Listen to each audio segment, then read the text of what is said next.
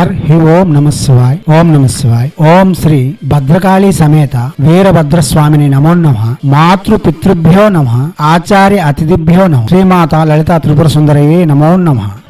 శివశక్తి స్వరూపులారా, మనం చాలా మంత్రయోగాలు తంత్రయోగాలు చెప్పుకుంటూ వస్తున్నాం. దానిలో భాగంగా కొంతమంది శిష్యులు మాకు మెసేజ్ల ద్వారా లేక యూట్యూబ్ లో కామెంట్ ద్వారా అడుగుతున్న మంత్ర సాధనలు కూడా మా వంతుగా అందించడానికి ప్రయత్నం అందిస్తున్నాం కూడా. దానిలో భాగంగా ఇప్పుడు స్వప్నకాళి మంత్ర సాధన గురించి చెప్పుకుందాం. ఇదివరకే మన యూట్యూబ్ ఛానల్లో స్వప్నకాళి విద్య మంత్ర సాధన గురించి చెప్పి ఉన్నాం. కానీ ఇది దానికంటే భిన్నంగా ఉంటుంది. స్వప్నకాళి మంత్ర సాధన అనేది అతి నిగూఢమైన రహస్యమైనది. ఈ మంత్ర సాధన ఇంచుమించు ఎవరు చేసి ఉండరు. ఒకవేళ చేసి ఉన్న వాళ్ళు ఉన్నా వారు మనకు దొరకరు. అటువంటి అరుదైన చాలా శక్తివంతమైన నిగూఢ రహస్యమైన స్వప్నకాళి మంత్ర సాధన రత్నశ్రీ హిందూ సేవా సమాజ్ మీ ముందుకు తెస్తుంది. అయితే ప్రతిసారి ప్రసంగములు పెద్దగా చేసుకోవడం, వివరణాత్మకంగా చెప్పడం అన్నది నేటి సమాజానికి కుదరదని మాకైతే అర్థం అవుతుంది. ఎవరో ఒకరు వింటారని మేము గంటలు రికార్డింగ్ చేసి ఎడిటింగ్ చేసి మాకు చెప్పడం చాలా సునాయాసం, కానీ ఎడిటింగ్ చేయడం చాలా కష్టం అవుతుంది. ఇంత కష్టపడి తీరా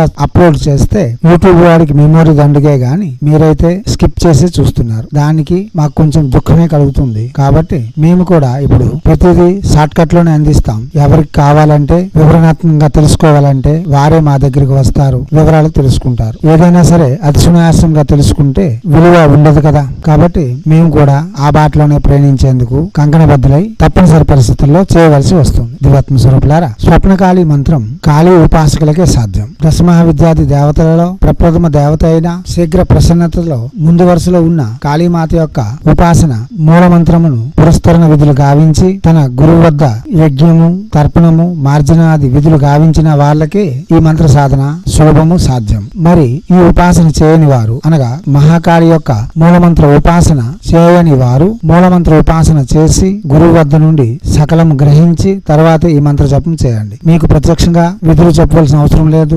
సూచనప్రాయంగా తెలియజేస్తాను, మీరు అర్థం చేసుకోగలరు. ఋషి భైరవుడు, అతి జగతి ఛందస, క్రీం బీజము, హ్రీం శక్తి, స్వప్నే సత్యం ఖాదయ కీలకం ఇలా వినియోగం కూడా చెప్పుకోవచ్చు. మరియు ఋష్యాన్యాసం కూడా చెప్పుకోవచ్చు. అంగన్యాస హృదన్యాసములు క్రాం క్రీం క్రూం క్రైం క్రౌం క్రహ ఈ 6 అక్షరములతో అంగన్యాస హృదన్యాసములు చేసుకోవచ్చు. ప్రత్యక్షంగానే మంత్రములు జపం చేయవచ్చు. రక్తచందనపు మాల, శ్రేయోదాయకము, ఎర్రని వస్త్రములు, దక్షిణ వైపు ముఖము, తప్పనిసరిగా సుస్నాతులై ఉండాలి. శుచి శుభ్రతలు పాటిస్తూ ఉండాలి. మద్యపానము, మాంసభక్షణ, పరస్త్రీ వ్యామోహం పూర్తిగా నిషేధము. ఇదే స్త్రీమూర్తులు చేయాలంటే పరపురుషుని అందు ధ్యాస కూడా ఉంచుకోకూడదు. స్వధర్మ పత్నితో ధర్మయుతమైన సంసారబద్ధమైన దాంపత్య జీవనం కొనసాగిస్తూనే ఈ మంత్రములు జపం చేయవచ్చు. ఈ మంత్రము ఉదయం 4:30 నుండి రాత్రి 10:30 సాధన సమయంలో చేయవలసి ఉంటుంది. రోజుకి 11 మాలలు చొప్పున 22 రోజులు చేసిన పిదప ఈ మంత్రమునకు యజ్ఞము తర్పణము మార్జనము ప్రీతాన్న భోజనము అనగా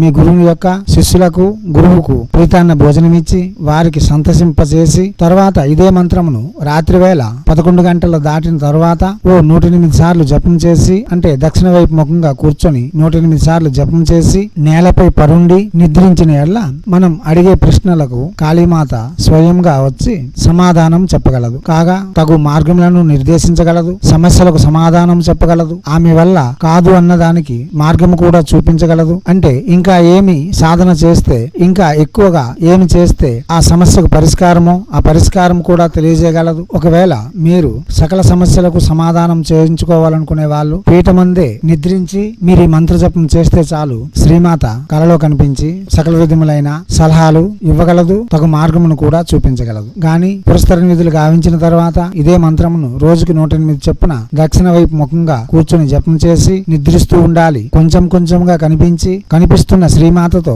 మాట్లాడడం అలవర్చుకున్న తర్వాత మనం ప్రశ్నించడం మొదలు పెట్టాలి. ఇలా విధి తప్పకుండా 11 రోజులు చేసిన తర్వాతే మనం బయట వారి కోసం మన సొంత ప్రశ్నలు తెలుసుకోవాలి. ఈ 11 రోజులు పరీక్షా కాలం గాని భావన చేయాలి. మన దగ్గరకు వచ్చింది కదా అని చిన్నచూపు చూడకుండా ఆమెను బుద్ధి కుశలతతో గౌరవిస్తూ మనం పిలిచిన వెంటనే వచ్చినంత మాత్రమున ఆమె చిన్నది కాదని ఆమె మహాగౌర దేవతగా భావన చేస్తూనే మాతృ రూపంలో ఆరాధన చేస్తూ ఆశిస్తూ మీరు మీ ప్రశ్నలన్నిటికీ సమాధానం చేసుకోగలరు. పరిష్కారములు కూడా శ్రీమాత మనకు చూపించగలరు. జపం చేసేటప్పుడు మీరు ఇంతకు ముందే కాళీమాత యొక్క యోగం పూర్తి చేసి ఉంటారు కాబట్టి ఇతర విధులు మీకు చెప్పవలసిన అవసరం లేదు. శ్రీమాత కాళీ యొక్క ఉపాసన నియమములన్నీ వర్తిస్తాయి. శ్రీమాత యొక్క షోడశోపచార పూజ పంచపూజలు చేసిన తర్వాతే, అంటే ప్రతిరోజు చేసిన తర్వాతే ఈ జపములకు ఉపక్రమించాలి. దివ్యాత్మ స్వరూపులారా, ఇప్పుడు ప్రత్యక్షంగా మంత్రము ఓం క్రీం హ్రీం నమో స్వప్న కాళీ భూత భవిష్యత్ వర్తమాన కాళస్వరూపిణి మమ స్వప్నే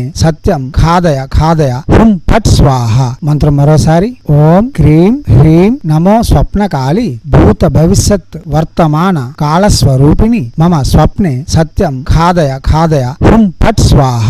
మంత్రం మరోసారి ఓం క్రీం హ్రీం నమో స్వప్న కాళీ భూత భవిష్యత్ వర్తమాన కాళస్వరూపిణి మమ స్వప్నే సత్యం ఖాదయ ఖాదయ హుం ఫట్ స్వాహ.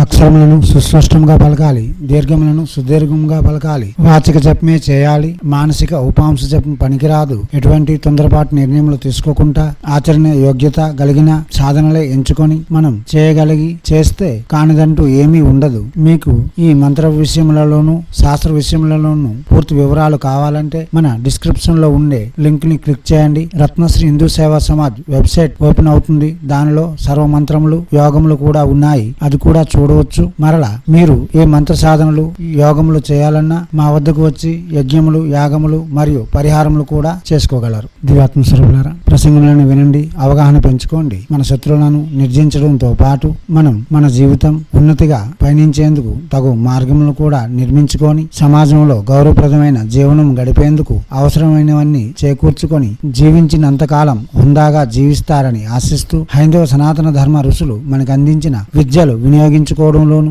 భారతీయ సంస్కృతి సాంప్రదాయాలు కాపాడడంలోను మనకంటూ ఒక గుర్తింపు తెచ్చుకుంటారని కోరుకుంటూ ఎప్పుడూ మీ సేవలో రత్నశ్రీ హిందూ సేవా సమాజ్ ఆచార్య భీమసింగి రవికుమార్ అర్ అహ్ నిఖిలానంద సాగర్ మహారాజ్.